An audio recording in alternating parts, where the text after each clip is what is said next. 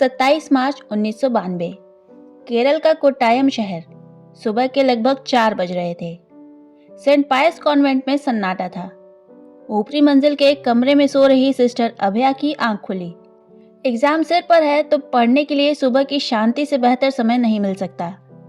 अभया उठी तो उन्होंने सोचा पहले मुंह धोकर पानी पी लिया जाए। सीढ़ी उतरकर किचन में पहुंची तो कुछ ऐसा देखा कि वो सकपका गई। कॉन्वेंट में ही रहने वाली सिस्टर सेफी के साथ 2 आदमी थे, फादर थॉमस कुट्टूर और फादर जोस पुथुरुक्कियल। अभया ने उन्हें आपत्तिजनक स्थिति में देख लिया था। उसके बाद क्या हुआ किसी को कानो कान खबर नहीं लगी और यहीं से शुरू हुआ केरल का सबसे लंबा मर्डर इन्वेस्टिगेशन, जो 28 साल बाद अपने अंजाम तक पहुंचा। तो चलिए जानते हैं इस बारे में। सिस्टर अभया जब अपने कमरे में नहीं लौटी तो कॉन्वेंट में खोज होने लगी। खोजने पर सिस्टर अभया के साथ रहने वाली नन्स को उनकी बॉडी कुएं में मिली और उसके बाद कॉन्वेंट में अफरा तफरी मच गई। कॉन्वेंट की मदर सुपीरियर को बताया गया तो उन्होंने लोकल पुलिस को इन्फॉर्म किया, लेकिन अभया की मौत से पर्दा इतनी आसानी से नहीं हटने वाला था। कोई चाहता था कि केस शुरू होने से पहले ही बंद हो जाए। पुलिस और क्राइम ब्रांच के केस को सुसाइड बताने पर भी अभया के साथ रहने वाली नन्स को इस बात पर यकीन नहीं हुआ कि अभया सुसाइड कर सकती है। केस बंद न हो जाए इसके लिए उन्होंने एक कमिटी बनाई। किचन में हाथापाई के साइंस दिख रहे थे। सिस्टर अभया का व्हील दरवाजे में फंसा हुआ था, चप्पलें बिखरी हुई थी। ऐसा लग रहा था मानो वहां कोई फोर्सफुल एक्शन हुए हैं। नन्स की कमिटी तब 1993 में तब के चीफ मिनिस्टर के करुणाकरण से मिली और केस को सीबीआई को सौंपने की गुजारिश की। नन्स ने किचन में हुए फाउल प्ले का भी शक जताया। इसके बाद नए सिरे से जांच शुरू हुई। मामला कोर्ट तक पहुंचा। इन्वेस्टिगेशन एजेंसी ने आने वाले सालों में अदालत के आगे अलग अलग रिपोर्ट पेश की। पहली रिपोर्ट में शक जाहिर किया गया कि मामला सुसाइड या फिर होमिसाइड का हो सकता है। दूसरी रिपोर्ट आई 2 साल बाद, लेकिन अपराधी कौन है ये पता नहीं लगाया जा सकता कहकर केस बंद करने की नौबत फिर से पैदा हो गई। लेकिन हर बार मजिस्ट्रेट ने सिस्टर अभया के पक्ष में खड़े होकर रिपोर्ट को ठुकरा दिया और बेहतर जांच के आदेश दिए। इसके बाद कई साल निकल गए। फिर दिल्ली की सीबीआई टीम ने केस संभाला। ऑफिसर्स कुछ दिन के लिए केरल आते और फिर दिल्ली लौट जाते। एक साथ कई केस संभाल रही दिल्ली की टीम सिस्टर अभया पर अधूरे फोकस के साथ काम कर रही थी। ऐसा करते करते 2006 आ गया।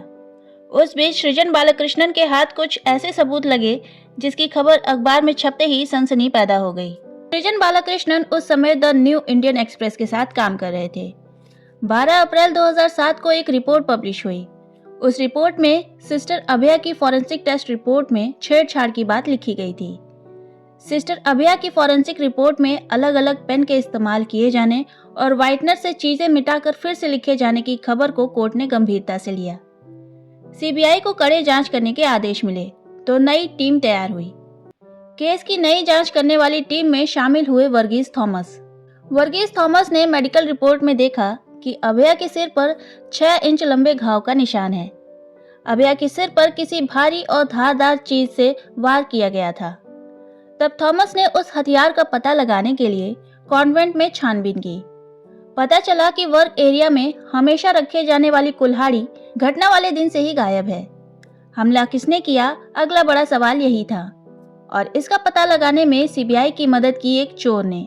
घटना वाली रात चोर राजू कॉपर वायर्स की चोरी करने के लिए कॉन्वेंट की छत पर चढ़ा था और छत पर से उसने देखा कि 2 आदमी कॉन्वेंट के पीछे के रास्ते से अंदर की ओर जा रहे हैं। राजू ने उन दोनों आदमियों की भी पहचान कर ली थी।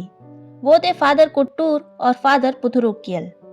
उनके सिस्टर सेफी से मिलने की बात भी सामने आने लगी, लेकिन कोर्ट में चोर की गवाही पेश करना आसान नहीं था। राजू की विश्वसनीयता को साबित करना सबसे बड़ी चुनौती थी। राजू के सभी पुराने अपराधों का कच्चा चिट्ठा खुला तो उसने कोर्ट में सब पूरी ईमानदारी से कबूल कर लिया और अपने गुनाहों के लिए अदालत से माफी भी मांगी। उसकी सच्चाई को देखते हुए सिस्टर अभया के मामले में राजू की गवाही को कोर्ट ने मंजूर कर लिया। नवंबर 2018 में सिस्टर सेफी और दोनों फादर को गिरफ्तार कर लिया गया, पर परेशानियां खत्म नहीं हुई। इधर मामले को सुसाइड बताकर फाइल बंद करने का दबाव बढ़ने लग गया।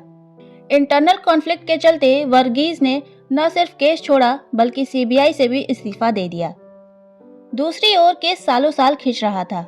मामला आगे न बढ़े इसके लिए अपराधियों ने कई बार केरल हाई कोर्ट से लेकर सुप्रीम कोर्ट तक अपील की।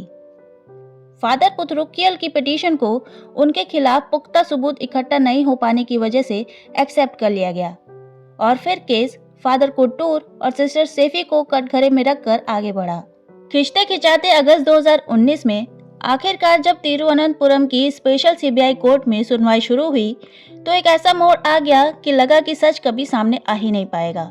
कोर्ट में 9 गवाहों जिनमें कॉन्वेंट की नन्स और एम्प्लॉय शामिल थे ने अपना बयान बदल दिया। लेकिन फिर कुछ ऐसी बातें सामने आई जिससे अपराधियों का बचकर निकल पाना मुश्किल हो गया।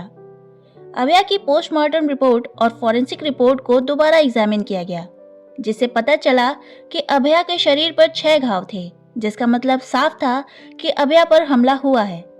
फिर सिस्टर सेफी का भी मेडिकल एग्जामिनेशन कराया गया। तब पता चला कि सिस्टर सेफी ने हाइमेनोप्लास्टी नाम की एक सर्जरी करवाई है, जो कि वर्जिनिटी दोबारा पाने के लिए करवाई जाती है। डॉक्टरों की रिपोर्ट और राजू के बयान पर यह दलील दी गई कि सेफी के फादर कोट्टूर के साथ नाजायज संबंध थे और उस दिन जब सिस्टर अभया ने उन्हें आपत्तिजनक स्थिति में देख लिया तो कहीं उनका राज सबके सामने ना आ जाए, इसलिए उन दोनों ने अभया के सिर पर कुल्हाड़ी से वार किए और जब वो बेहोश हो गई तब उसे ले जाकर कुएं में फेंक दिया और डूबने से अभया की मौत हो गई। और इस दलील पर 22 दिसंबर 2020 को सिस्टर सेफी और फादर कोट्टूर को आजीवन जेल की सजा सुनाई गई। लेकिन दोनों आरोपितों ने अपना जुर्म कबूल नहीं किया और सीबीआई ने अपनी इस थ्योरी को मजबूत करने के लिए कोई भी पुख्ता सबूत नहीं पेश किए। इसलिए जून 2022 में सेफी और कोट्टूर की आजीवन कारावास वाली सजा को कोर्ट ने सस्पेंड करके उन्हें जमानत पर रिहा कर दिया। तो आज के इस वीडियो में इतना ही। अगर वीडियो पसंद आया हो तो वीडियो को लाइक शेयर करें और चैनल को सब्सक्राइब करें।